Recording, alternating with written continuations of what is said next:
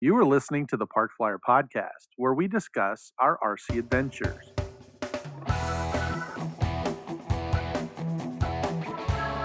Welcome to the Park Flyer Podcast, where we discuss the ups and downs of the new RC Flyer. Join your hosts, Michael and Jay, as they take flight at the park. Now on with the show. Hey, everybody. Welcome to the Park Flyer Podcast. I'm Michael from Arizona. With me always are my good friends. Jay, living in you gotta fly high when you're living in the low country of North Carolina. You're in South Carolina. Oh, yeah. There you go. It has to be something. I know. All right. Sorry about that. I interrupted Shannon. That's okay. And Shannon G and good old Mesa AZ. We've been busting Jay's chops for quite a while for try to get this moniker going. But yeah, you're in South Carolina, but whatever. It's pretty South, close. North, what's it matter? In the Carolinas. I have to laugh. Maybe just the Carolinas. In yeah, general. see, there you go. know. You could just make it general. Carolinas. Mhm. Anyway, well, thanks for joining us again for this week's episode. We are happy to have you. If you are new to our podcast, feel free to like and subscribe. Go to our YouTube channel or go to our Facebook group, which is Park Flyer Podcast Listeners Group.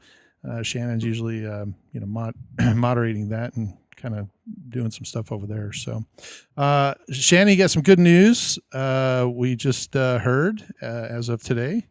Yeah, so we finally decided after the first round of plastic fencing for the pilot boxes at our field that started to deteriorate almost immediately. We voted as a board again, re-voted, and we have now chain link. Chain link. The new flight boxes, yes. So we have the brand new flight boxes that are a little bit taller, and now they're fully protected and actually easier to kind of see out of. So some of the guys that were worried about it might damage my plane, they kind of gave in. Like, yeah, we probably should just Extra strength cheese yeah, because the plastic was just. Well, I remember the last time I said, somebody put a hole through it. Yeah. And that wasn't the case. It just deteriorated. And then there was That's like four other places where it was just the way the sun's hitting it. And we spent a lot of money on that plastic stuff. Yeah. It was really good, fencing, but it just, our sun just destroys it. So didn't see that indoor use only. Well, we want to congratulate for that. And this week's episode, we're excited to have Greg Stone with us. He is the VP for the AMA District 10. Greg, welcome to the podcast. Thank you. Glad to be here. Yeah, it's always fun to have a guest on. We are super excited about it. And Shannon kind of was able to kind of rope you into doing this. So Shannon, why don't you give us some background, or at least how you were able to get Greg to agree? Yeah. So I've met Greg in person many times, and Greg's been a huge supporter of our hobby. Kind of give us a little history about your history in the hobby, Greg. Yeah, it spans an awful lot of years. I mean, it goes back to me as a kid. Say over 40 years, actually, probably closer to 50 years. Even higher than that, really, based on my age. I hate to admit it, but we're on the same boat with you there, bud. not too far behind. No. Yeah, I started back as a kid with my dad doing control line. And then that evolving into the early years of RC and single channel, got into that, got into rocketry and got into gliders. I mean, pretty much did everything, even in the early years as we were thinking about the radios and that. I started out with a 1+1 pulse, and digital or proportional radio. And so push once, push twice. Yes. Right. And then, looking at the different radios, I ended up building, my first proportional radio. So my Heathkit, still have it. Nice. So, then, over the years, in and out of the hobby based on different things, when the kids were born, got to focus on them. But then things come back after that, get in, the addiction continues, and new planes, new stuff, gliders, everything from electric to gas, micro to giant scale. Wow. Nice. Pretty much anything, except I'm not good at helicopters. So Welcome to the club. Yeah. Same here. yeah, I'm So- dangerous with those. So as Yeah. far as like the did you join a club at some point and start getting into like the leadership and participation? Like when did that? I did, yeah, and I started in clubs early on too. I mean, I actually earned my wings, at the original Miles Square Park in Orange County.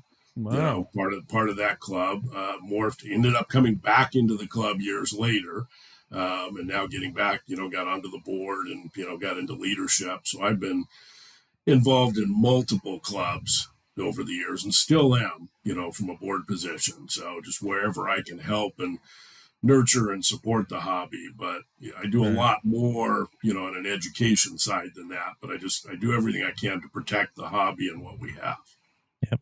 Very, Now for very District nice. 10, you're it's Arizona, California, Nevada, Utah, Utah. Hawaii, and Guam. Gotcha. Oh, even Guam. Wow. Yeah. How often do you get out there? I haven't. Neither it's have even I. hard to get there. So That's what I've heard. unless you're military. Yeah. Yeah. So You get to Hawaii at all? Have you been? I haven't yet. I was actually going to go this year, but timing didn't work out. I'm trying to get over there. We just a week ago, had the biggest little air show over there. And I'm trying to coordinate to be there for that because of the STEM activities that they do with the kids there. Mm-hmm. Yeah, we were actually talking about that last episode. They were going to take Mike's motorhome over there. That's right. We were trying to figure out where the bridge was that went over to. We could take the motor. Yeah. If we can get the float long enough. So Yeah. Put those wheels that go out and inflate, and then just drive it on. yeah. And so as long as I've got to meet you is through being the District 10 Vice President, you've really helped kind of, I know you've helped a lot of people you worked with, ASU students here locally with their STEM programs. What's some other things you've done as the District 10 president that have really Vice President that really kind of stuck out for you? Pretty much educational stuff anywhere and everywhere. I've gotten heavily involved in stuff, of course, in my local area. And some of that, as the kids were growing up, get into middle school, high school. I got involved many years ago, with them in the National Science Olympiad program. And have since, I think this past year was 17th or 18th year, actually running events at the competitions at the state level. So supporting that and still tend to focus on the aircraft based events, helicopter, gliders, and rubber powered planes. And so run that competition, for them each year with the help of, members from, a couple of the local clubs. But then as my son got into college, got into, of course, as you referenced, ASU, the STEM programs, now trying to get even more heavily involved in, the aerospace-led programs, AIAA's Design, Build, Fly, SAE's Aero Design, and supporting whatever schools, need support. So if I can, curry resources from a club somewhere in the nation to help a school, we'll do that. Of course, I was intimately involved in ASU's program out here in Southern California, supporting it, via UC Irvine, Cal State Fullerton, Northridge. We've got, lots of schools around, that do it. And so just making sure that they have access to people beyond the school, a club, a field resources. I mean, we got a great pool of people that, love to help, when these kids come out and, looking for help flying something, looking for help with, with issues. And so anything we can do to support and expand on that. So do you, your educational program, you mentioned ASU a couple of times on the college level, but do we have something, or do you do something in more of like the high school, junior high school levels? Cause I know we have EVIT here, which is kind of a, STEM type high school that does some. Yeah, I was over there to help one of those events, not last year, but the year before. Okay. Also, we have under AMA's umbrella, UAS for STEM, which is a drone-based search and recovery program that is targeted at high schoolers. Oh, no kidding. And so we run that each year. I really want to see that expand, Mhm. greater, because I don't think we have enough schools or teams involved in that. I like to see large groups. Shannon, you're aware of, some of the, Right. SE and AAAs will have anywhere from 80 to 100 universities show up, 1 to 2,000 students competing for over a multi-day period. I Mm. like the big programs where we're teaching not just, how to design and build an aircraft, but learn to work as a team, hands-on skills, not just textbook stuff. And Right. so it's, everything we can do to, nurture them, because these, that's a starting point for how they may get into, college programs, industry jobs. They're looking for these types of things that help the students stand out, Right. and rise above the rest. Huh. Interesting. That's very, very cool.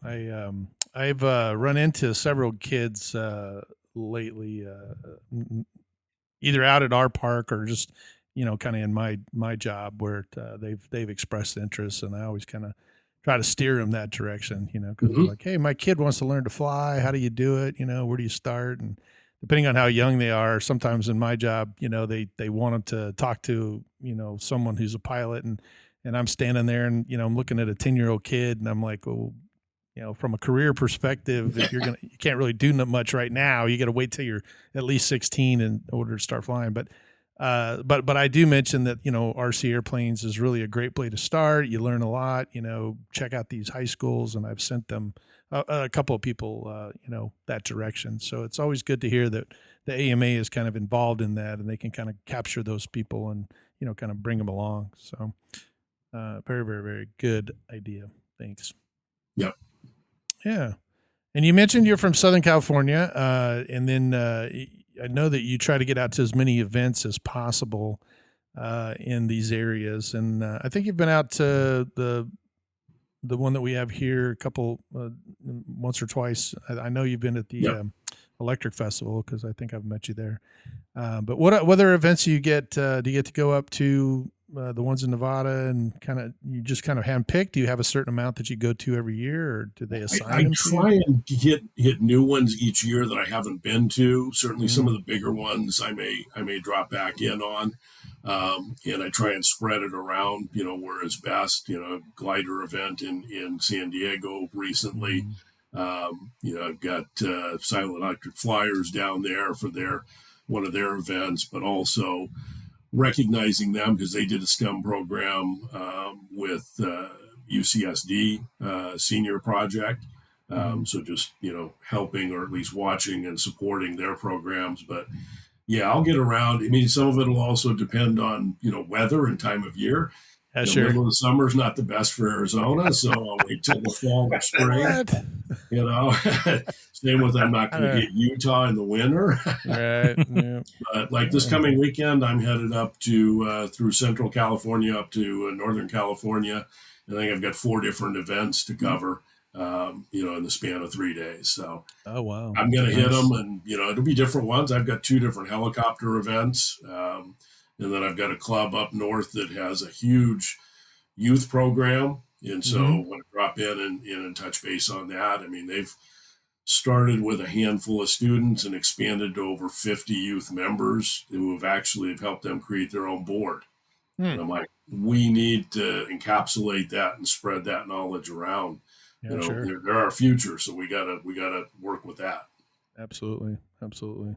So, have you, it's kind of interesting. I don't want to get off topic from Shannon, but I know that administration has changed. We have a new FAA director who, has his own kind of background, deals with my side of the business. But have we noticed anything or any change that the AMA has done to try and make that relationship a little better, or have we seen any changes that have come through that kind of alleviate? Because I noticed, I've got the remote IDs and all that stuff. It was a really big hot issue, a big hot button, and then it kind of fell off. I don't really hear much anymore.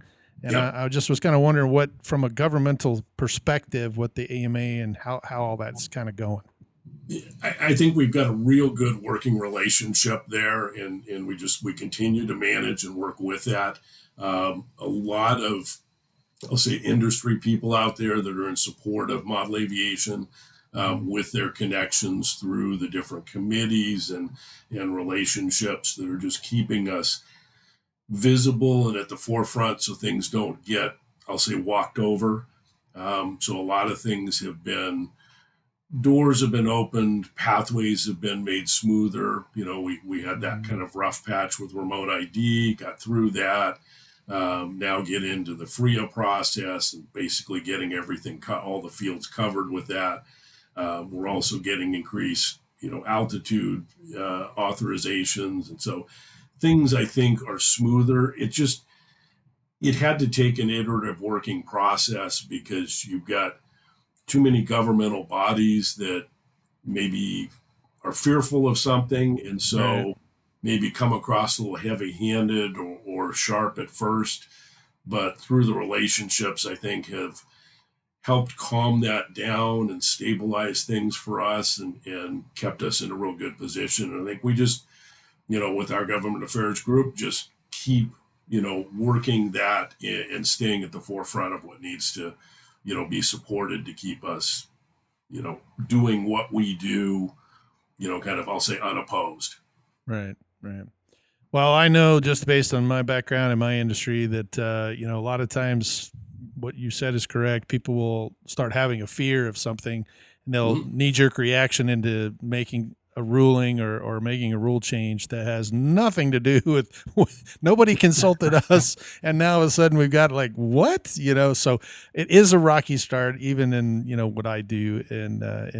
So I appreciate and I applaud the AMA for taking the effort and the government affairs committees that get together and try to make it smoother. Cause that's, it's a great hobby. I always tell Jay I got a lot of money invested in it, and I just don't want that door shutting because you can see behind me. It's not mine, but you can see it. It's one of the the diseases I have is getting bigger and bigger airplanes for some reason. So I don't know what's going on.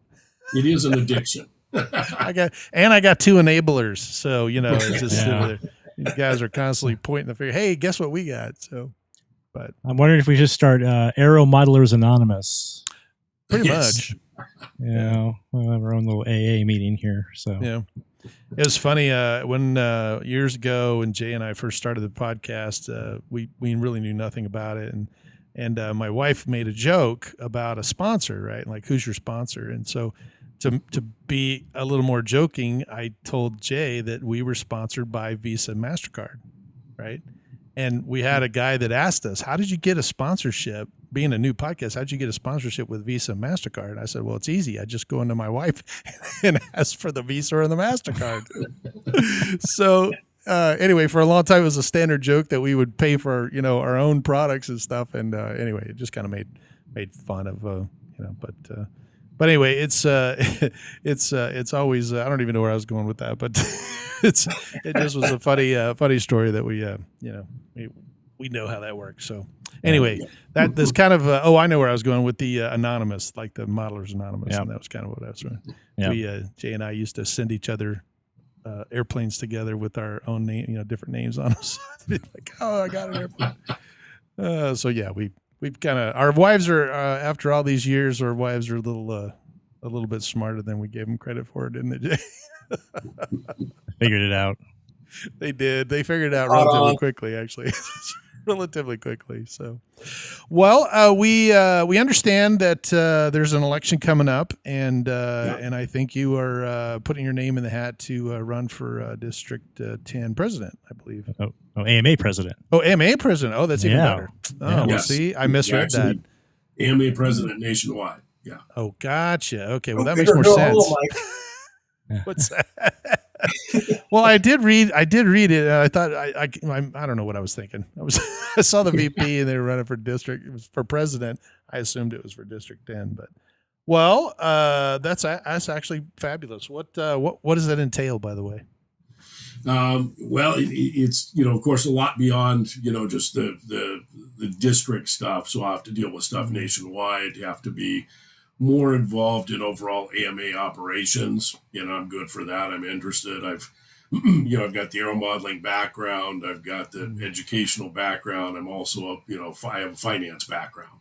And so I think a lot of those pieces lend themselves well to, what's needed. And I know, Rich has done a fabulous job over the years. Certainly he was part of VP in District 10, moved up to, take different roles and be, president of AMA, but, he's decided to retire from that. And so I think we need some fresh leadership, some fresh eyes in there to really, I'll say, turn things back around. I mean, we've been losing members over the years, declines there. I think we've lost our focus with some of the STEM and educational things.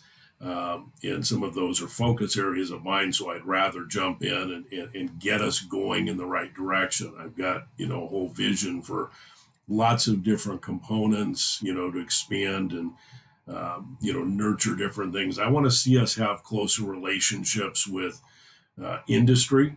There's lots of money to support STEM programs out there, and, let's get those relationships, strengthened, and let's support each other with that.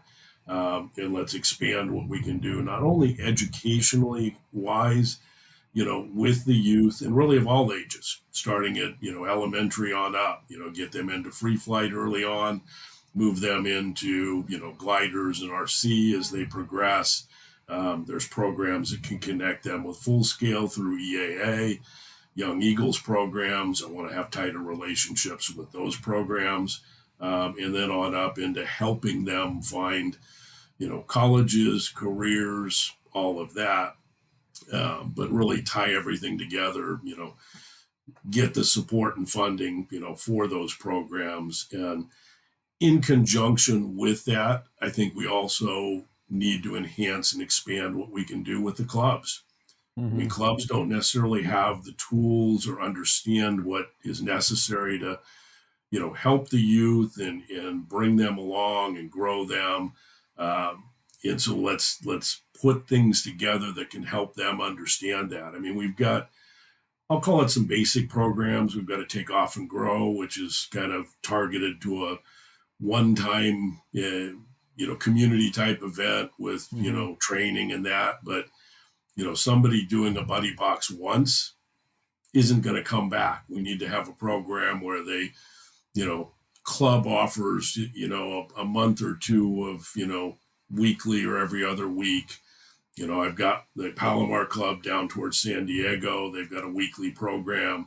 Keep adding new members, month over month, because they might have 10 that come out, a couple stick with it, become members and grow with it, bring friends. We've got to help clubs understand how that should be operated well without burdening them too much.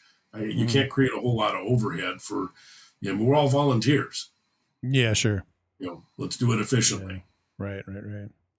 Yeah, if you're not careful, that can start adding up, and then next thing you know, it's overwhelming. So I've been on a couple of volunteer type events. I did a lot with the one of the things that I just throw this kind of out there, but one of the things is I fly full scale aircraft as well, and I'm very involved with the IAC. Which is the aerobatic community for the real aircraft. And believe it or not, Jim Burke, I don't know if you know Jim or not, you probably heard his name, but he used to own Flying Giants and RC groups and that kind of thing. And he's an RC guy as well. He's the president of the IAC at the moment.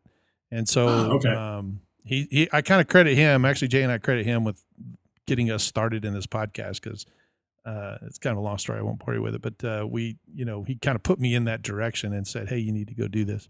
But what we did on one of our last events is we tried to get the IMAC guys to come out to our event and actually do demos, because it's really cool to watch. I mean, they basically mirror the things that we do as a large scale, type aerobatic contest, and yet, unfortunately, it didn't work. We kind of scheduled each other, and they had something and we had something, and it kind of didn't work. But it is also, a great thing to have kids that can come out to an event like that, see what the RC world does, watch those guys, and then actually watch the real aircraft do it. And I just don't see as much, I live in both worlds, and I don't see as much crossover as I think that there could be, because most of the guys that do what I do on the real side, we all started in RC.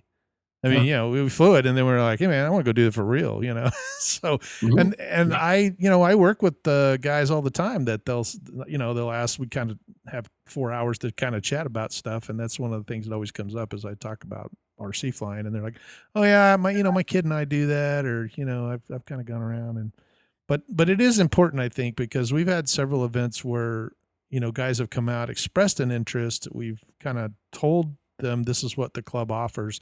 And then I haven't ever seen them again. It's like I think there's a cost factor that they get a little nervous about, trying to buy radios and that kind of thing. So, Shannon, you guys have a club airplane or something that you guys do to try and recruit. Yeah, we actually have 3 E-Flight apprentices, and we've got 2 full-time, well, as much full-time as it can be, 2 that are flight instructors, and they'll get 1 or 2 people come out, they'll be out for a few weeks, and sometimes they stick, but a lot of times they don't. They get this, we don't have the time for this, and this was fun, but we're gonna do something else. So it's disheartening because we've tried having events. We had a big event years ago called Taking Flight. We're trying to get all kinds of interest and people coming out, and we had a pretty good initial turn from that. But it's hard to really get them to stick. And I think Greg's got some great ideas to help with that. Tying more in with the schools and with other community.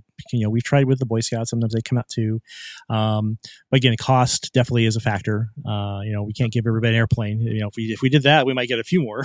But even that's not going to last long. But I just think it's it's cost prohibitive. Getting out to the field. We're not in the middle of town, obviously, and a few fields are anymore. But I still think that there's some light at the end of the tunnel for us. I think there's still enough people that are interested in this hobby, but we just gotta. And like what Greg wants to do is, help strengthen the ties with the full scale. I used to go to events, used to go full scale, air shows, and there'd be an RC part.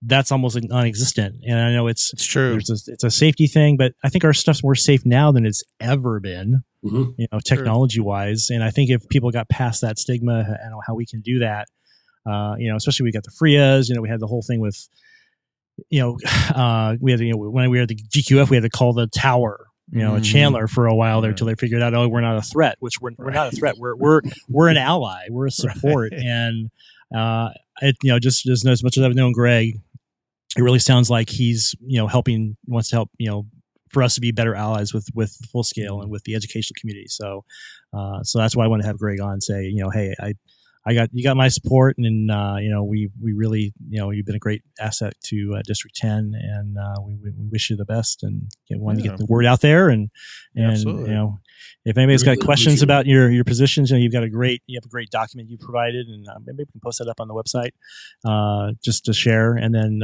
we're also going to offer time for the other candidates as well. To join us if in the next couple of weeks, if they want to, they're welcome to join us.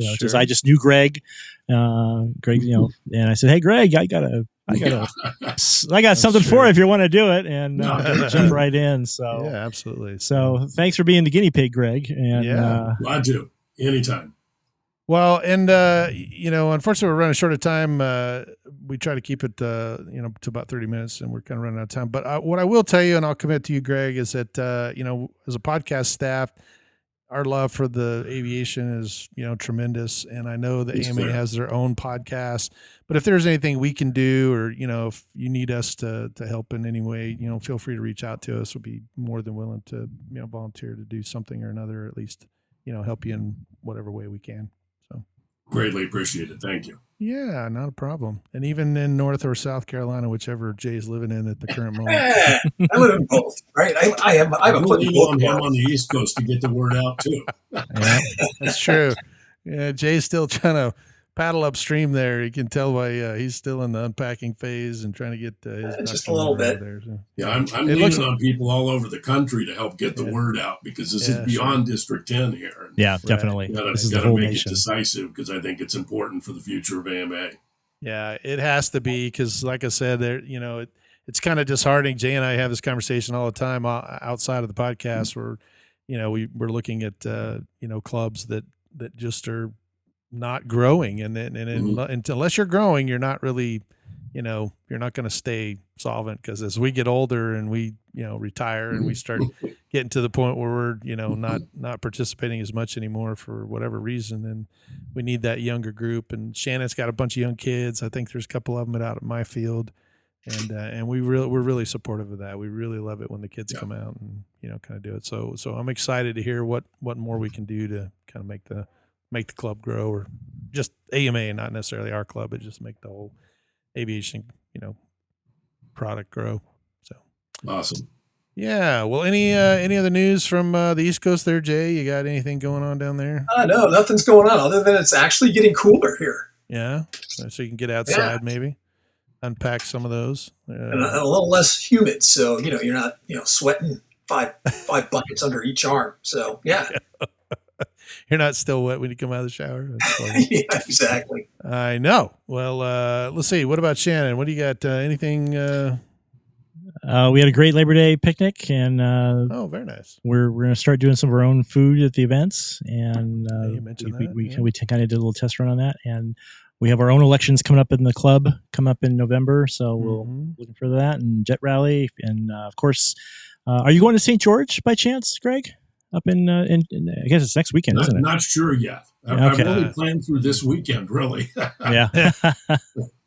You can only plan 3 days in advance. Yeah. I went there last year, had a blast, and I'm really trying to get up there. It's been a couple of years since I've been up there. Yeah. Great. That's a great event, great field. So, So, but anyway, hope we see you soon at the fields, and hopefully see you in the Muncie White House, if that's such a thing. The Muncie White House.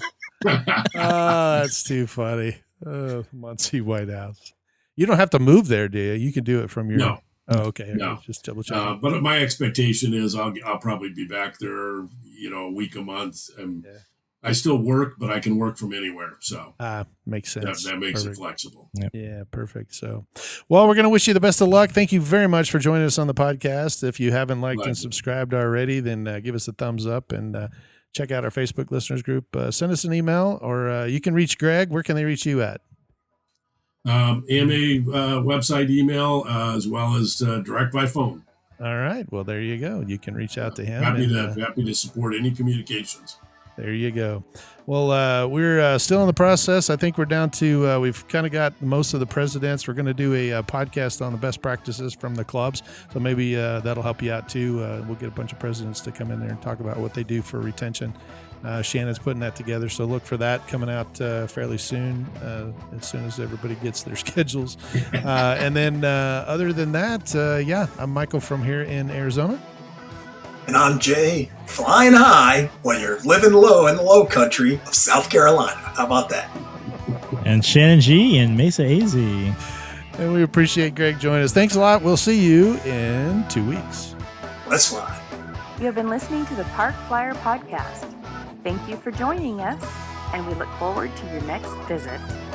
Please give our show a star rating and review, and feel free to email us your questions, topics, or suggestions to parkflyerpodcast@gmail.com.